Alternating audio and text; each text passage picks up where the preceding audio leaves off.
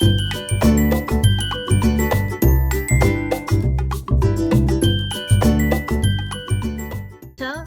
short, we call ROAC, also a director of a SNFT, Community Development Unit, right? So our first question is, one, can you share with us your own background and also like your education background, your family, like what just now Professor Dato mentioned, you just back to hometown from Johor, and also the society services, the involvement, the level of involvement, and what are the challenges and success stories that you had gone through, and then also in the involvement. One. Thank you, Sherry. My name is Mariam Kasih. I'm from Johor. Currently staying in Chong. My hometown is Johor, but Muar Johor. But nowadays, nobody is staying there. We only celebrate prayer at the vacant house. So it's actually a get-together occasion for the Raya. And then I started my background education. I did my CIMA, Chartered Institute of Management Accountant, partially until stage 3. And then I worked full-time, many jobs, mostly in accounting, and currently doing accounting also. And then I did my volunteerism since 2010, 2009. But I was transferred from, before I started my currently doing under this unit. Before that, I was I was doing volunteerism in the mosque masjid as a tourist guide. For a few years, and then I was transferred from that unit to the Aboriginal unit. And then I have full-time focusing on the Aboriginal unit, mainly focusing in one community in Hulu Langat, Selangor, Gabai, that village, until today. So my focus is community. From one community, because due to the COVID, it becomes bigger. We will rebrand our unit from Aboriginal unit to the Asnaf Community Development Unit, because we now focusing more on the urban poor too. So we are focusing on education and economic and volunteerism. So all our programs, of course, are free, and we have to get donation. And we are targeting the poor and the marginalized. That's why it's free. Other than that, currently with the Aboriginal, we have teachers there. We employ teachers. And then with the PPR Bukit Jalil, the urban marginalized people, we also have our tuition center, which is also free. So my education is totally different from other speakers' education mainstream, because we are focusing those who are drop out, the problematic children. That is our area lah. Other than that, we also try to develop the economy and their education, economy, and promote volunteerism. So our challenges is, of course, money, donation, and then the main thing is people. Since my project is more on community, we encourage volunteers from the same community or nearby community, or those who live nearby. That's it so far. Other than that, although we have volunteers, we give trainings for the volunteers, but we do not issue any certificate for volunteers who come once a while. We only give letter of recognition for committed volunteers who really committed, maybe 1 year, 2 years, that kind of volunteers. Then we issue a letter of appreciation, so that they can use it for working purpose. And then we also work together with universities who wants to come and do their CSR work. So normally we will advise them what to do, what type of project they expect for the people which is more suitable for the people. Normally, instead of they go direct to the Aboriginal village, they will call me first, and I will guide them what to do, what are the steps, what are the needs, and whether what they want to do is suitable or not.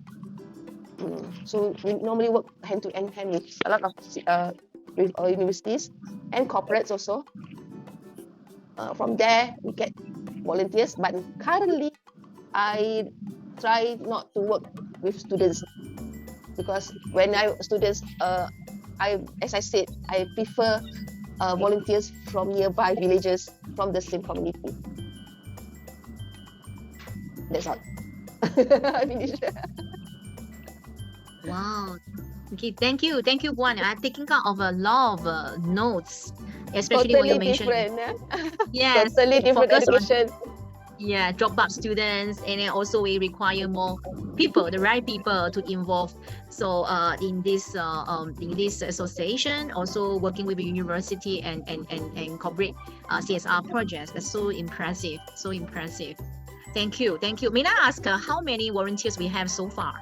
Volunteers, we have fixed volunteers, which means around maybe less than 10 people. This is fixed volunteers, which means they are committed. They are there for the rest of their life. Because Aboriginal Wow. people, it's not like it's not when you do volunteer with the community, the same face has to go to the same place for many years. You cannot change the face. Yes. The impact will be different. This is education, especially when it comes to education. The rest all come and goes. Wow. Okay. Thank you. I think I hope that we will find out more from our second round and third round questions. I'm so keen to want to know more. Thank you very much for the inspiring sharing. It's not easy. Thank you, Guan. All right. Okay. Thank you.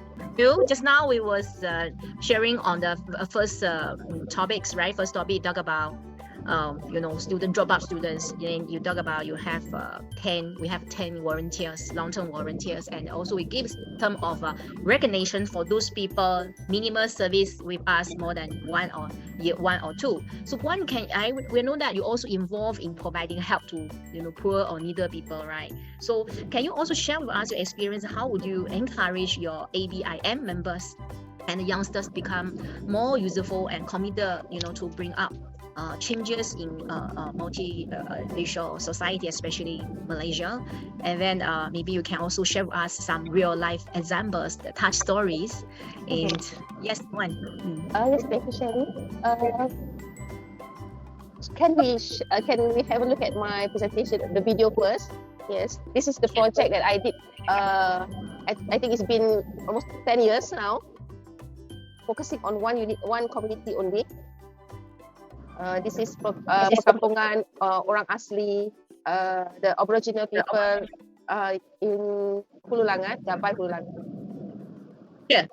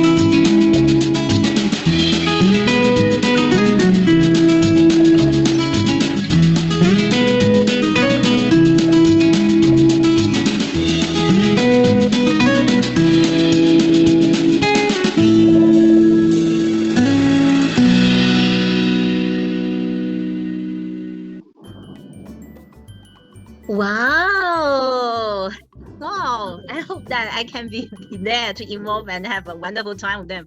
One, just now through the video I saw there's one, slides talking about economic empowerment, right? So maybe do you have any interesting stories, the touching stories along the way you would like to share with us?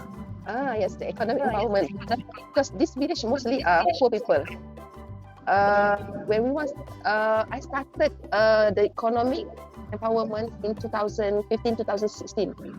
I started the whole program in 2012. the first few years is only on building up reputation, trust, and focusing on the children.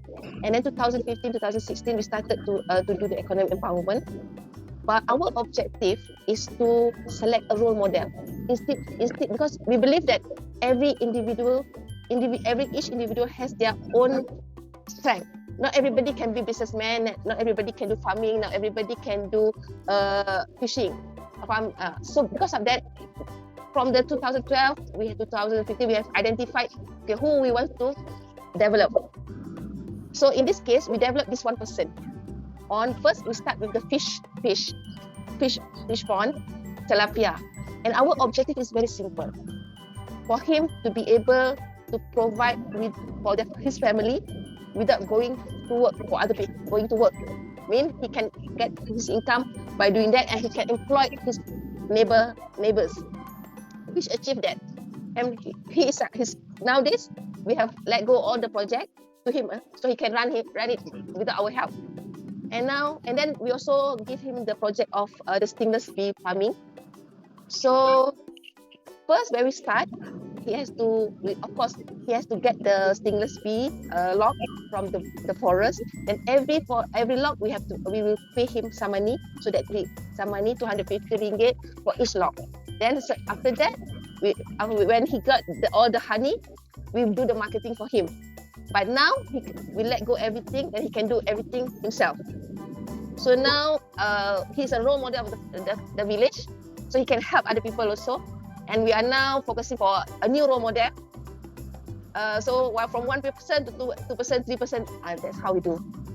Instead of going many, the whole village. Our focus is one at a time. Oh, great! One at a time, one. So how long we're going to develop one talent or young entrepreneur? Because year? when we start the stingless bee farming, we start with 5 people. From these 5 people, only one success. And then 2015, 2016 start. 2018, successful. 2000 before the COVID, from the stingless bee farming only, he can earn around 2,500 per month. But then COVID. But now we have climate change, so it's affect the honey production. So, but his fish is doing well, and now we are developing another one. We already developed actually before the COVID came, but then it stuck, and then now we have to start again. Okay, yes, great. I think that's a lot of touching stories from one video. Definitely is not enough to share so many touching stories from one to another. So do, share with us time to time, and then let's spread the word around. Let everybody give a helping hand to one way or another to make the world more beautiful. Like what our Mr. Louis said, anything we do, start from the heart. Yes. Thank you, Puan. Thank you. I'm Mariana. We're going to have one question. For you, as our government, our Malaysia government is doing their level best to improve our social status, right? Especially, what is for our rakyat? What is your humble opinions on civilized society, and how is new initiative could help improve our B40? Like just now you mentioned on the first and second questions to have more volunteers to help to transform, develop more youth, let them more independent, and they can be someone stand independently, and for those less fortunate communities. Yeah, Puan. Yes, thank you, Sherry. How to say this? I would like to see the future community, each community to have a caring community, with caring community, volunteer from the same community, and then that's it. Can we have a look at the video? This is the community that I would like to have. This is the B40 community. Sherry, can you help me to share the video, please? Yeah. So do we need to stand by tissue? No need. All right. So it must be a very touching stories too. You see.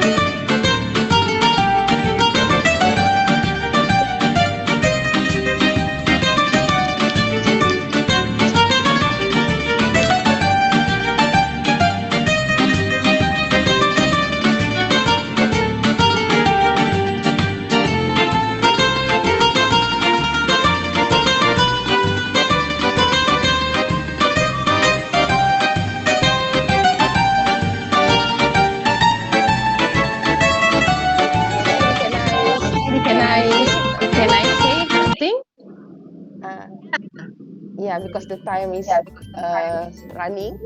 So this project, we were awarded by the GPM Global USA for Project of the Year 2022 on the theme of scaling up nutrition movement. This is together with PWD, our strategic partner.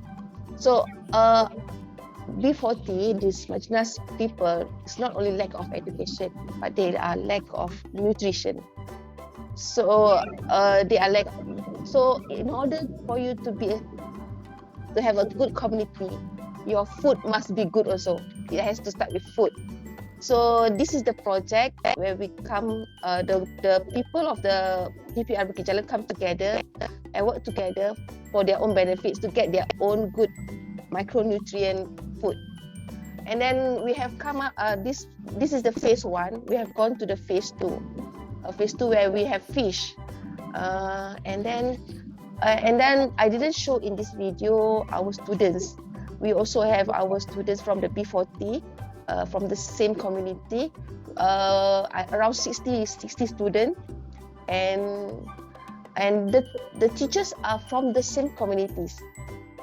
They are the volunteers from the same community also. So this is what we want, actually, a loving community. We help each other, not only loving, healthy. Food is the nutrition, the organic food is expensive. The B40 can't afford to get this healthy food. So because of that, we have to bring that at home, in front of their door. So healthy community with healthy nutrition. This is and then promote volunteerism. This is what we want lah. And I hope this kind of project can be duplicated in other places. That's all. Wow, thank you, Puan. I think you can share even our session just 1 hour. You still can share the 40 beautiful kids their video for your phase 2. You're going to share on the fishing after vegetable, and then we are fully agree like what you say. We need to have a healthy body, healthy mind, and healthy soul. Then only we can create a healthy community in one way or another. And just please do share WhatsApp to me so we can share with that. Just add on a little bit that one statement I want to see. Just add on is I'm working with China Embassy, and then we also have a village development programs right now with emphasis on vocational also. So I think there's a lot of ideas. After today's section, I'm going to share the community back to China. And then so let me Luis, whatever your video and didn't show, and whatever the messages I can pass across. Actually, we are featured. Actually, we are featured in the Chinese news, Chinese news for this project. Oh, do share! Please share the poster, newspaper cutting. So yeah, the China news, like, NBC. Yeah. Thank you. Good. I mean, Professor Dr. GB Doraisamy, really is a huge thank all to you, and then for this all arrangement, and then connect every one of us. We may not know each others. Maybe we from Johor, but we never meet each others. Yeah. And then we from Sydney, we from China, Philippines, Korea. And then we getting to know each other through our WHT. You're doing great job. Wonderful. It's so lively, and it's almost now 20 past 10 p.m. Yeah, and let me just have a quick one. I'm very fascinated with one Mariam Kasim, who spoke so well about ABIM. ABIM is a short term for Angkatan Belia Islam Malaysia. It reminds me of way back in 1972, because our present Prime Minister Datuk Seri Anwar Ibrahim is also from ABIM, Angkatan Belia Islam Malaysia, and both of us, me and Datuk Seri Anwar Ibrahim, we came into the Belia. I came from the Tamil youth organization. Datuk Seri Anwar came from the Angkatan Belia Islam Malaysia. So we are all youth leaders in Malaysia for more than 50 years service in the youth industry in Malaysia and around the world. So it's fantastic that Puan Mariam is doing such a wonderful job with the Angkatan Belia Islam, and I'm very particular about the Islamic studies because I did my postgraduate Sharia law in International Islamic University, and I'm also Angkatan Belia Islam invites me to give talks on Islamic studies, on the Quran, and as well as also from the Gabungan Dakwah Malaysia. They invite me, so I'm very close to the Islamic studies in Malaysia because of my interest. And I like that word Puan Mariam said, that it is not only the lack of education, but we are concerned with the lack of nutrition. Oh, that rhymes very well. Fantastic. Thank you, Puan Mariam, for your wonderful presentation. It may be no coincidence that it also has the highest rates of obesity in the region. But at the other end of the scale, 20% of children under 5 in Malaysia are classified as stunted due to malnutrition, 3 times higher than the average for a middle-income country. An innovative project now is aiming to make sure that the urban poor get a welcome nutritional boost. One man is seeking to nurture better habits, as well as giving a healthy boost to low-income families, providing them with terrariums filled with lengthily composted soil and organic vegetables that self-regenerate. Basically, we have shrink down a big greenhouse into a greenhouse box, put in your home without you being a farmer.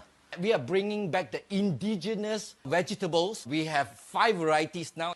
So we are planting not commercial vegetables. They are packed with nutrient dense. When you harvest, it will grow again. And you only have to water it twice a week. Tang says the organic terrariums are sparking conversations about nutrition and bringing families closer together. June Locke, who tends a terrarium with her daughter, agrees. I really appreciate that I have this box. Sometimes and 1 week twice we can harvest the plant. I feel this is the more nutrition for us already with this veggie. Our advocacy is ethical farming, making safe, nutritious food accessible to all economic backgrounds.